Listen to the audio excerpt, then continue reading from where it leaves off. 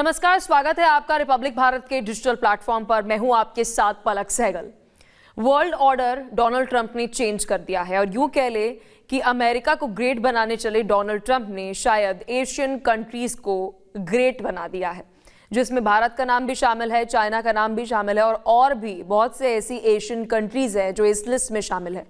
ऐसा हम क्यों कह रहे हैं, आगे आने वाली इस वीडियो में आपको पूरा एक्सप्लेनर हम देंगे, तो हमारे साथ बने रहिएगा। सबसे पहले बात करते हैं चाइना और ब्रिटेन के पीएम के बीच में जो मुलाकात हो रही है।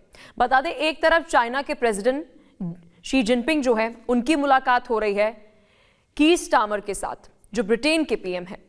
बता दें कि ये मुलाकात 7 से 8 साल बाद हो रही है। आज सोचिए कि 7 से 8 साल बाद को यूके का लीडर, यानी कि जो एक कमांडिंग पोजीशन पे है, प्रेसिडेंट या पीएम, वहां पर मुलाकात करने के लिए पहुंच रहा है।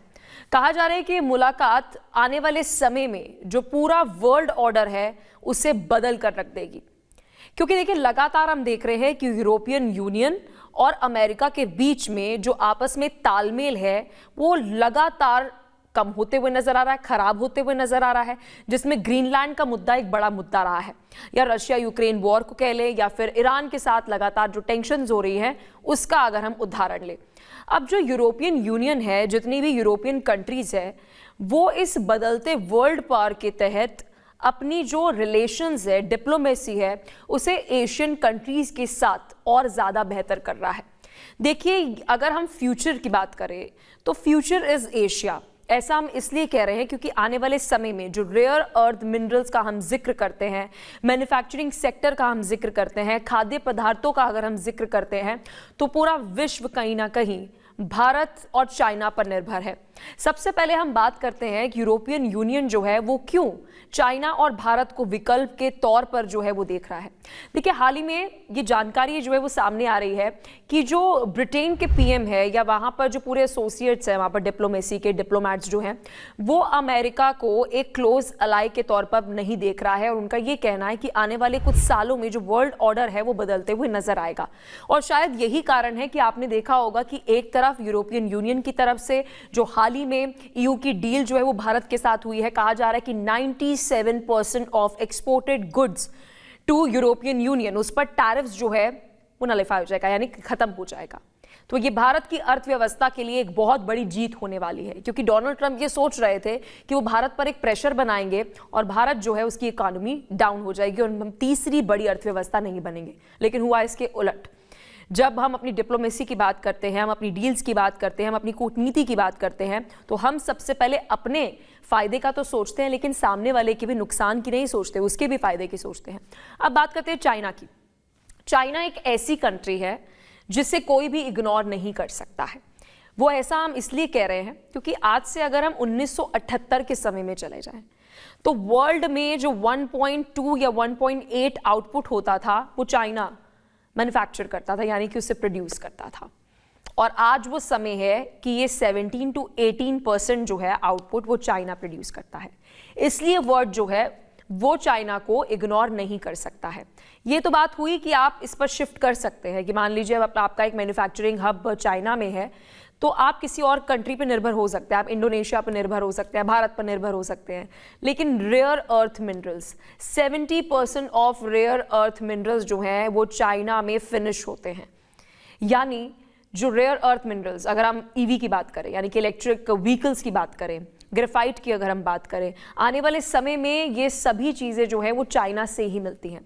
और यही कारण है कि जो यूएस है वो यूक्रेन पर या फिर और कोई कंट्रीज जो हैं उनके ऊपर निर्भर होने की सोच रहा है कि अगर ताइवान और चाइना के बीच में वॉर होती है, जिसमें स्पष्ट तौर पर यूएस का दखल होगा, तो उसके पास एक ऑल्टरनेटिव होना चाहिए। देखिए, चाइना के पास 70% ऑफ रेयर अर्थ मिनरल्स हैं, डिफेंस में वो इस्तेमाल होंगे, मिलिट्री जितने भी हमारे पास क्राफ्ट्स हैं, एयरक्राफ्ट्स हैं, या फिर जितने भी अगर हम कह लें वेपन्स की बात करें, तो उसमें वो रेयर अर्थ मिनरल्स जो हैं वो बहुत ज़्यादा ज़रूरी है। सोलर एनर्जी की बात करें तो उसके लिए भारत के ऊपर जो है पूरा वर्ल्ड एक तरीके से निर्भर नज़र आ रहा है, क्योंकि सोलर एनर्जी में we are top on the list. खाद्य पदार्थों की अगर हम बात करें, फूड सप्लाईज की बात करें, तो भारत और चाइना के ऊपर वर्ल्ड के बहुत सारे लोग जो है, बहुत सारी कंट्रीज जो है वो निर्भर रहती है। चाहे वो गेहूं हो, चाहे वो बेसिक, अगर आप सोचिए एक कोकोनट की भी अगर हम बात करें, उसका भी एक्सपोर्ट जो है वो इंडिया का बढ़ रहा है। मैंगो से लेकर कोई भी, अगर आप किसी भी छोटी सी कॉफ़ी की भी अगर आप एग्जाम्पल ले लें तो आने वाले कुछ समय की बात करें तो ये हमारा एक्सपोर्ट, ये हमारी प्रोडक्शन जो है वो दिन ब दिन बढ़ते हुए नज़र आ रही है। और इसी वजह से, क्योंकि देखिए दो चीज़ें बहुत ज़्यादा ज़रूरी है, एक आपका ज़िंदा रहना, और उस जिंदा रहने के लिए सबसे पहले आपके पास खाना बेहद ज़्यादा ज़रूरी है, खाद्य पदार्थ बहुत ज़्यादा ज़रूरी है, और दूसरा ये कि अगर आपके देश के ऊपर अगर कोई अटैक करता है तो आपके पास मिलिट्री वेपन्स होने चाहिए। अब उस मिलिट्री वेपन्स को चलाने के लिए या तो आपको डीजल पेट्रोल की ज़रूरत होगी, जिसके लिए आपको ईरान, सऊदी अरब की बहुत सारी मिडिल ईस्ट की कंट्रीज़ की ज़रूरत है, और वहीं दूसरी तरफ उस मिलिट्री क्राफ्ट्स को बनाने के लिए जो रेयर अर्थ मिनरल्स हैं वो चाइना के पास है, चाइना एक्सट्रैक्ट करता है उसे। और इसलिए अब यूरोपियन यूनियन जो है वो इस बदलते वर्ल्ड ऑर्डर को देखते हुए एशियन कंट्रीज़ की ओर देख रहा है। अब बड़ा सवाल है कि आने वाले समय में होगा क्या। देखिए विश्व जो है वो अभी भारत और चाइना और बहुत सारी, इंडोनेशिया की भी अगर हम बात करें, उन्हें इग्नोर नहीं कर सकता है। सोर्सेस से ये भी जानकारी निकलकर सामने आ रही है कि ईवी को लेकर जो टैरिफ्स हैं वो यूरोपियन यूनियन जो है चाइना पर खत्म करते हुए नजर आएगा। अब इससे क्या असर पड़ेगा आने वाले समय पर, जितनी भी जो डील्स होंगी आपस में, ट्रेड होगा, वो यूके यानी कि ब्रिटेन की अगर हम बात करें चाइना के साथ बेहतर होंगी। ईवी के साथ साथ अगर हम बात करें भारत के साथ तो डील साइन कर ही ली है, अब चाइना की ओर जो है वो ब्रिटेन देख रहा है। अब आने वाले समय में ऐसा हो सकता है कि जो यूरोपियन यूनियन एक समय पर अमेरिका के साथ खड़ा होता था, जो नाटो देश एक समय पर अमेरिका के साथ खड़े होते थे, आज वो देश अमेरिका पर ट्रस्ट नहीं कर पा रहे हैं। हाल ही में आपको एक पोस्ट याद होगा जो सोशल मीडिया पे बहुत ज़्यादा वायरल हो रहा था, जिसमें कहा जा रहा था कि आने वाले 4 सालों में जो नेक्स्ट प्रेसिडेंट होंगे यूएस के, उनके 4 साल निकल जाएंगे पूरे विश्व से माफ़ी मांगने में, जो डोनाल्ड ट्रंप ने किया है। तो आप इससे अंदाज़ा लगा सकते हैं कि वर्ल्ड डिप्लोमेसी में यूएसए के जो जितने भी रिलेशंस थे यूरोपियन यूनियन के साथ, यहाँ तक कि मिडिल ईस्ट की भी अगर हम बात करें, वो डोनाल्ड ट्रंप जो है कहीं ना कहीं खराब करते हुए नजर आ रहे हैं, एक्सेप्ट फॉर इजराइल। इजराइल एक लौती कंट्री है जो बाइडेन को लेकर कुछ कह रही हो।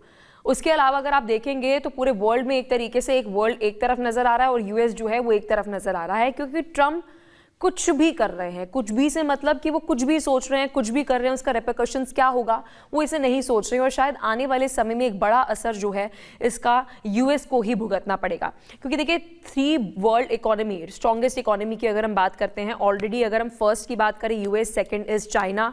अगर चाइना की अगर हम बात करते हैं तो बहुत अच्छा उसका मैन्युफैक्चरिंग सेक्टर है और हमारी फास्टेस्ट ग्रोइंग इकोनॉमी है।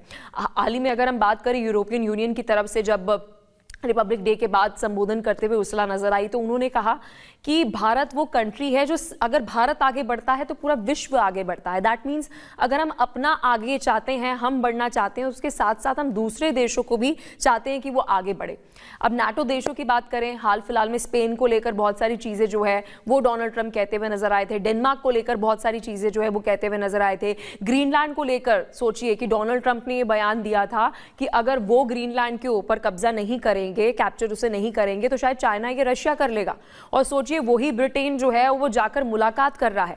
कनाडा की अगर हम बात करें, हाल ही में चाइना की कनाडा की जो मुलाकात हुई है वो बहुत ज़्यादा महत्वपूर्ण मानी जा रही है। तो सोचिए अभी आप 2 कंट्रीज़ जो है वो ले लीजिए, एक कनाडा जो एक समय में बहुत बड़ा एलाय जो है, यानी कि जहाँ जहाँ अमेरिका होता था वहाँ वहाँ कनाडा साथ साथ चलता था, वो चाइना के साथ नज़दीकियाँ बढ़ा रहा है। और अब ब्रिटेन की बात करें, ब्रिटेन भी वही कंट्री थी जो जैसे जैसे अमेरिका जहाँ चलता था वो भी उसी ओर चलता था, आज वो चाइना के साथ अपनी नज़दीकियाँ बढ़ा रहा है।